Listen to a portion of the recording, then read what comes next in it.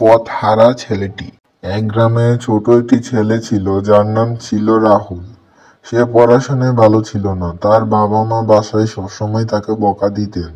রাহুল ভাবতো, আমি যদি ভালো কিছু করতে পারি তাহলে সবাই আমাকে পছন্দ করবে।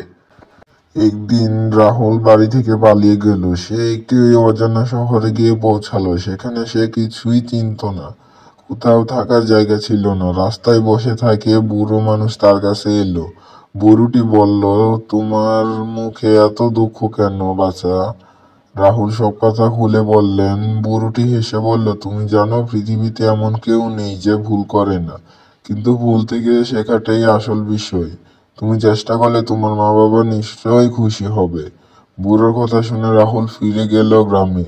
সে পড়াশোনায় মন দিল। ধীরে ধীরে সে ভালো ছাত্র হয়ে উঠল, আর তার মা বাবা তাকে নিয়ে গর্বিত হলেন।